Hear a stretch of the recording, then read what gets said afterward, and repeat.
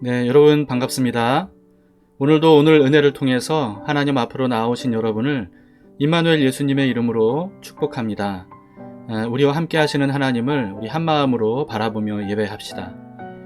찬송가 457장 겟세마네 동산의 주를 생각할 때 우리 이 찬송을 부르시면서 우리를 위해서 모든 위대한 일들을 행하신 예수님을 깊이 생각해 보도록 합시다.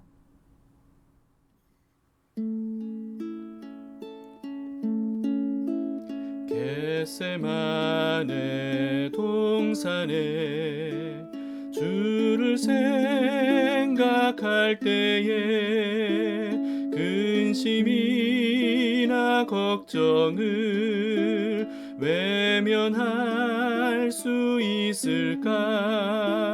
나를 항상 버리고 주를 따라가리라.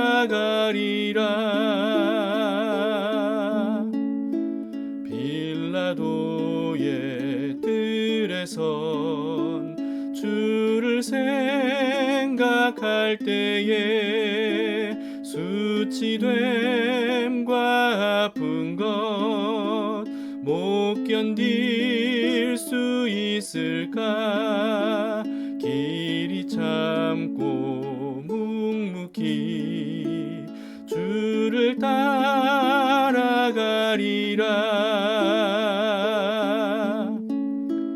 갈보리산 올라간 주를 생각할 때에 나의 받는 괴로움을 비교할 수 없으리. 십자가를 지고서 주를 따라가리라.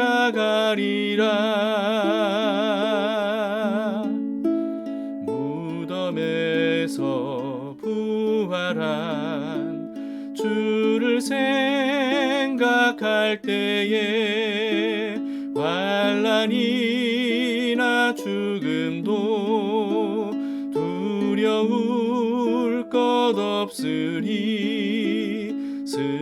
승전가를 부르며 주를 따라가리라.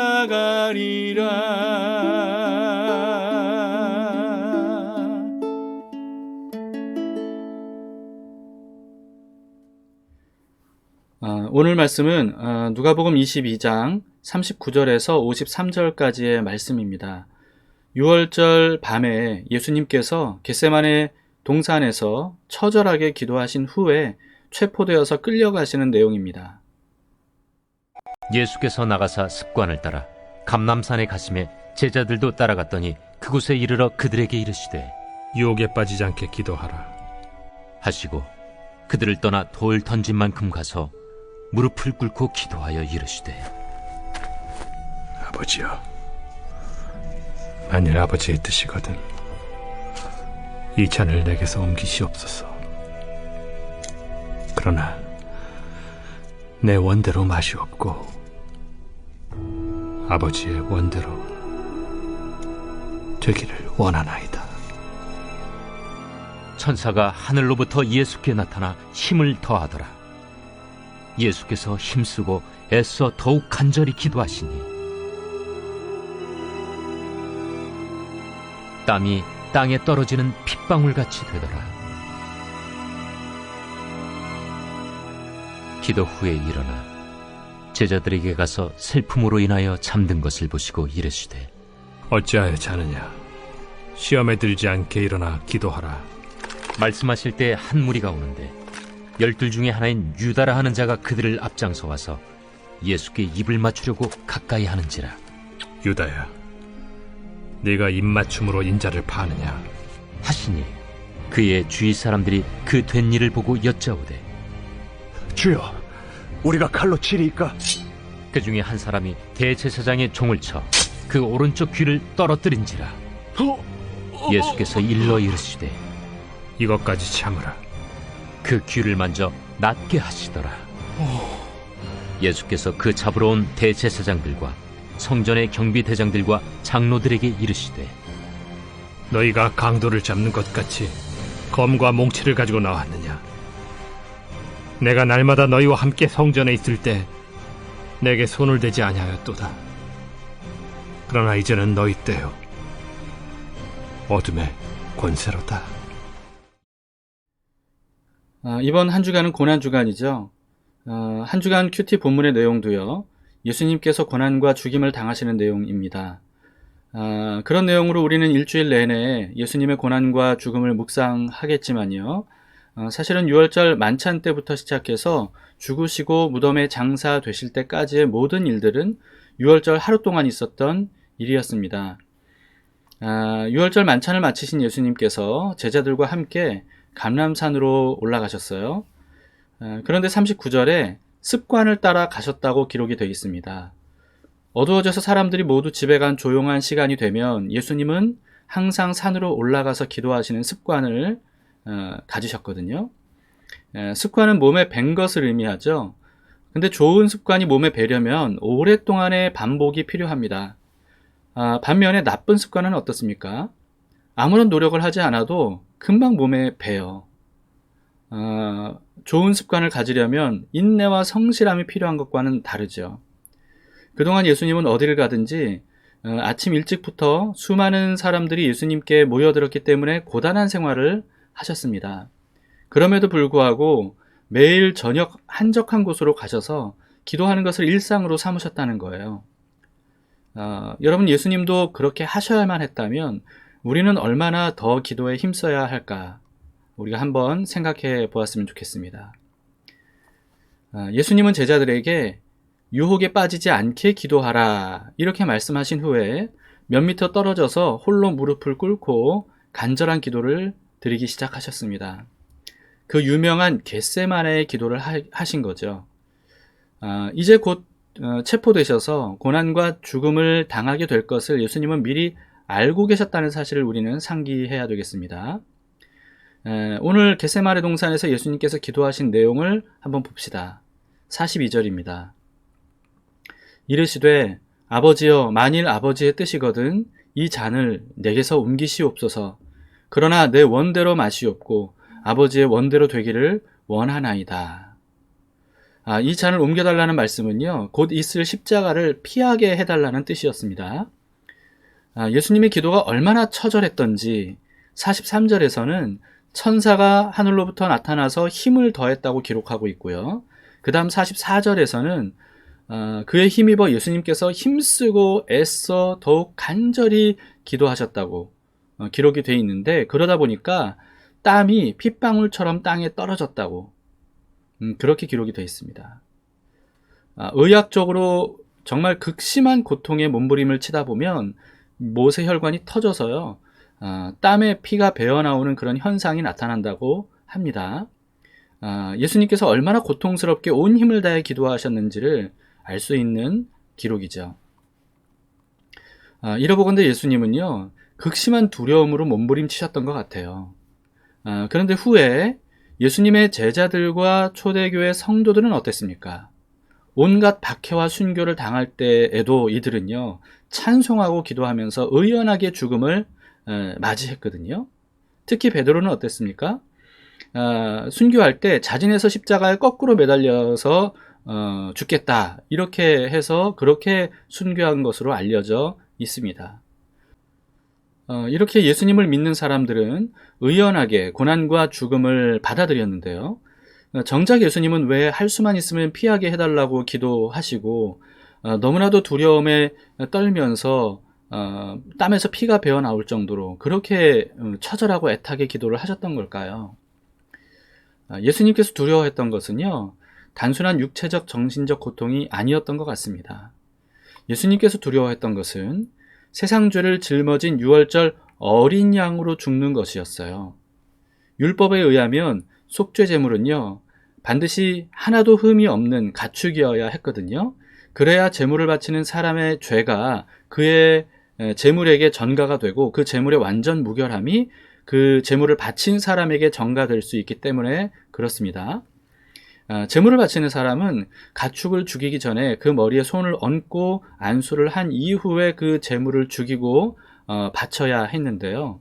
안수할 때 그 사람의 죄와 제물의 완전 무결함이 서로에게 넘어간다는 이런 상징적인 의식 행위가 바로 이 안수였습니다. 사람의 죄가 전가된 제물은요, 이제는 더 이상 흠없는 가축이 아니죠. 사람에게서 나온 죄가 그에게 전가되었기 때문에 그 제물은 죄로 더럽혀진 상태가 된 겁니다. 그래서 그 죄의 대가로 제물은 반드시 죽여야만 했던 겁니다. 여러분, 죽음은 하나님 나라로부터의 영원한 격리를 의미하는 것이거든요. 예수님께서 두려워하셨던 것은 바로 이와 같은 제물이 되어서 죽으시는 것이었습니다. 완전 무결하게 흠이 없고 거룩하신 예수님께서 인류의 모든 죄를 다 뒤집어 쓴 죄 덩어리가 되는 것이죠. 그리고 그로 인해서 삼위일체이신 예수님이 성부 그리고 성령님과 하나됨을 유지할 수가 없는 상태가 되어버리기 때문에 버림을 당하시는 것, 그리고 죄에 대한 심판으로 영원한 격리를 당하셔야 되는 것, 여러분, 예수님은 바로 그런 것들을 두려워하셨던 것이었습니다. 영원한 격리라고 할 때 이 영원이란 개념은요, 시간이 끊임없이 이어지는 개념은 아니라는 것을 여러분들이 유념하고 이해하시기를 바랍니다. 예수님뿐만 아니라 자기 죄를 해결하지 못한 채 죄에 대해 영원한 심판을 받아야 하는 사람들은 이와 같은 궁극적인 두려움에 극한 공포를 겪을 수밖에 없을 거예요. 죄로 인한 영원한 심판을 무서워하지 않은 사람이 여러분 어디에 있겠습니까? 오직 죄사함을 받아 심판을 면한 사람만이 두려워하지 않을 수 있는 거죠. 그래서 예수님으로 인해 죄사함을 받아서 심판을 면하였고, 그래서 구원을 받은 제자들 그리고 초대교회 성도들과 무수한 순교자들이 육체적인 고난과 죽음의 두려움 정도는 그냥 이길 수 있었던 것이고요. 그래서 기꺼이 그 순교조차도 받아들일 수 있었던 것이었습니다. 바울이 고백했던 것처럼 사는 것뿐만 아니라 죽는 것도 유익한 이유가 뭡니까? 예수님께서 우리의 모든 죄를 대신 짊어지셔서 유월절 속죄양이 되심으로써 우리 대신의 모든 심판을 다 받아주셨기 때문인 거죠. 이처럼 예수님께서 겟세마네 동산에서 두려워 벌벌 떨면서 처절하게 기도하신 것은 죄인인 우리가 마땅히 두려워해야 될 그런 두려움을 예수님께서 가지고 가시기 위한 몸부림이었다고 볼 수가 있는 겁니다. 그러면 우리는 아무것도 하지 않아도 될까요? 아닙니다. 예수님은 기도를 시작하시기 전에 제자들에게 뭐라고 하셨죠? 유혹에 빠지지 않게 기도하라, 이렇게 말씀하셨죠. 그런데 이토록 예수님은 처절하게 울부짖으면서 기도하시는데도 불구하고 제자들은 어땠나요? 기도하지 않고 잠이 들었다고 합니다. 그러니까 예수님은 그 잠든 제자들을 흔들어 깨우시면서 이렇게 말씀하셨다고 그러죠. 46절입니다. 이르시되 어찌하여 자느냐, 시험에 들지 않게 기도하라.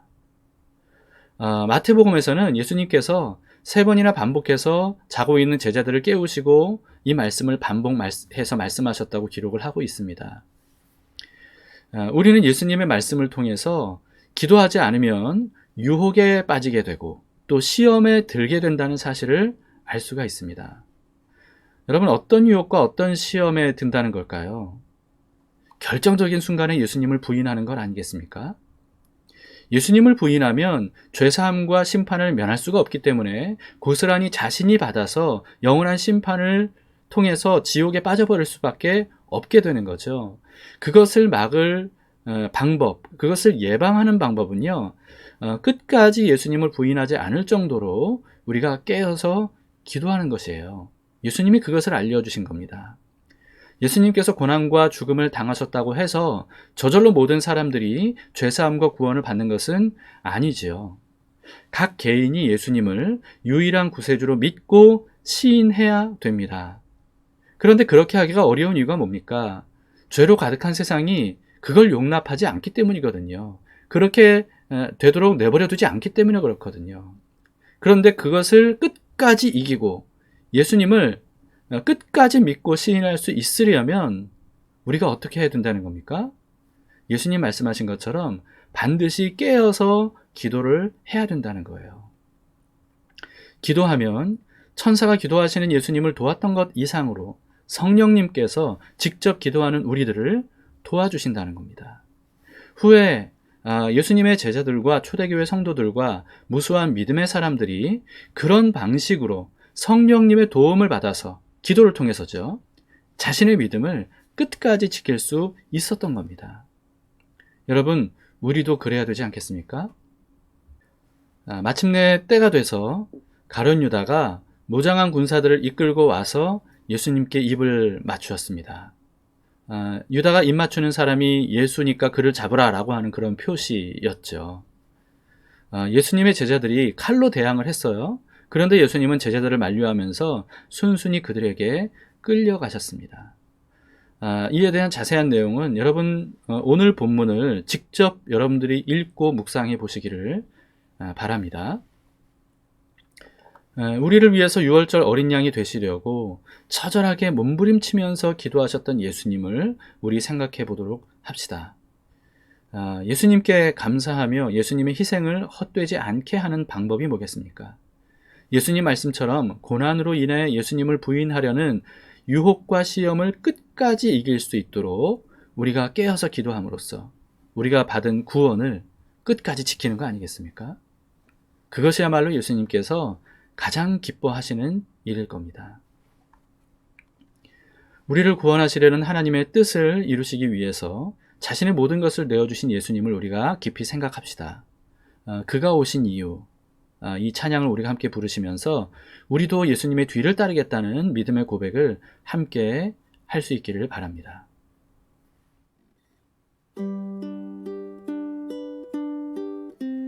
이 세상 가장 아름다운 순종의 눈물, 온 세상 다시 빛나게 한 생명의 눈물, 그가 이 땅에 오신 이유, 죽어야 살게 되고 져야만 승리하는 놀랍고 영원한 신비, 지으신 그대로 회복시킨 우리의 창조주 그리스도, 십자가의 길로 아버지 뜻 이루셨네. 그가 이 땅에 오신 이유, 이제 우리에게 맡겨진 그 소망, 그 사랑, 그 생명, 아름답고 눈부신 십자가의 길, 우리가 이 땅에 살아갈 이유.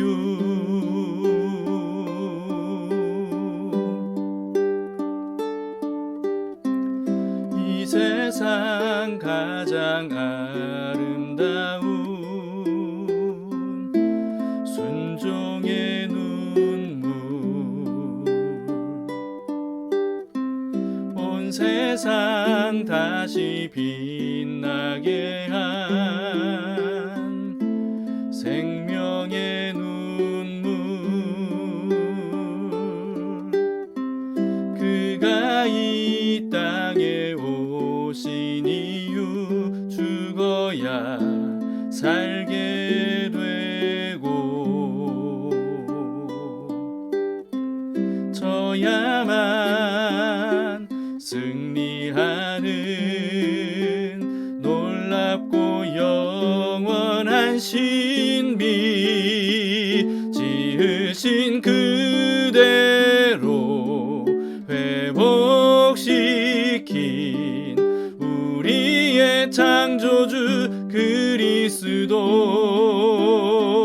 십자가의 길로 아버지 뜻 이루셨네.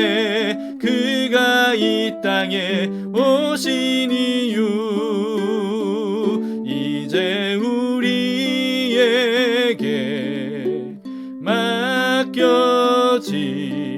그 소망, 그 사랑, 그 생명, 아름답고 눈부신 십자가의 길, 우리가 이 땅에 살아갈 이유, 지으신 그대로 회복시킨 우리의 창조주 그리스도, 십자가의 길로 아버지 뜻 이루셨네. 그가 이 땅에 오신 이유 이제 우리에게 맡겨진 그 소망, 그 사랑, 그 생명, 아름답고 눈부신 십자가의 길, 우리가 이 땅에 살아갈 이유.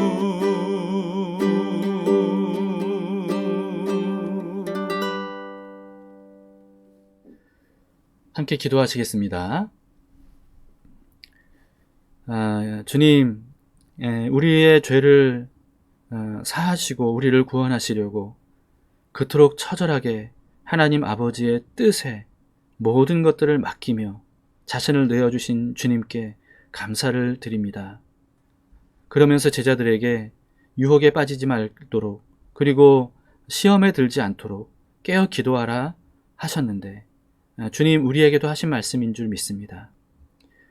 그토록 값진 대가를 치르시면서까지 우리를 구원하셔서 하나님의 자녀가 되어 주셨는데, 우리가 깨어 기도하지 않음으로 인하여서 시험과 유혹에 빠져 구원을 잃어버린다면 그것이야말로 주님이 가장 슬퍼하시는 일이라는 것을 우리가 생각해 봅니다. 주님의 그 십자가의 희생을 우리가 헛되지 않도록 우리의 구원을 끝까지 지킬 수 있기를 원합니다. 항상 깨어 기도하기를 원하오니 주님 우리를 도와주시옵소서. 우리가 기도할 때 성령님을 보내어 주셔서 우리 마음이 성령님으로 충만하게 하시고, 그래서 이 예수님을 믿기 어려운 세상을 살아갈 때에도 그 믿음을 저버리지 않고 끝까지 시험과 유혹을 이김으로써 우리가 예수님을 통해 구원을 지키며 주님께 나아갈 수 있도록 도와주시기를 원합니다. 주님, 오늘 말씀을 듣고 우리도 겟세마네 기도를 하신 예수님처럼 깨어서 이 어두운 밤과 같은 세상을 이기려고 하오니 주님 우리를 도우시고 우리가 기도의 사람이 되어서 험한 세상을 믿음으로 이기고 결국은 주님과 함께 기뻐하며 주님을 찬양하며 주님과 함께 영원히 살아가는 저희들 될 수 있도록 하루하루 인도해 주시기를 원합니다.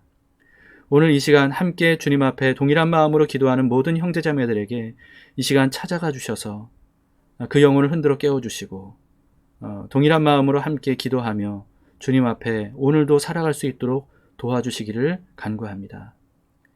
우리를 도와주실 예수님께 모든 것을 맡겨드리고 또 우리를 위해 겟세마네 기도와 그리고 십자가의 죽음을 기꺼이 당해주신 예수 그리스도의 이름으로 기도드립니다. 아멘. 네, 감사합니다. 우리 함께 두 가지 기도 제목으로 기도합시다. 첫 번째는 우리를 위한 예수님의 우리 희생에 감사합시다. 그리고 그 희생이 헛되지 않도록 시험에 들지 않게 깨어 기도하라는 예수님 말씀대로 우리가 언제나 늘 깨어서 기도할 수 있도록 도와달라고 우리가 함께 그렇게 기도했으면 좋겠습니다. 두 번째는요, 담길교회에 성령의 새바람이 불어오도록 여러분 기도해 주시기 바랍니다. 우리 담길 가족 모두가 성령님의 임재 속으로 함께 들어가기를 원하는 그런 마음이 간절해서, 그래서 우리가 그런 동일한 마음으로 담길 식구들이 기도할 때 하나님께서 성령의 충만함을 우리에게 부어주셔서 성령님으로 인해서 담길 교회가 움직이고 하나님의 뜻을 위해서 귀하게 쓰임받는 그런 교회가 될 수 있도록 여러분 함께 기도할 수 있기를 바랍니다. 자, 오늘도 우리는 시험에 또 유혹에 빠지지 않고 이기려면 깨어 기도해야 되겠죠. 누구를 만나든지 무슨 일을 하든지 여러분 순간순간 하나님을 바라보시면서 또 우리를 위해 기도하시고 십자가에서 죽기까지 우리를 사랑하신 그 예수님을 우리가 바라보시면서 기도하는 마음으로 오늘 하루도 이기고 승리할 수 있기를 축복합니다.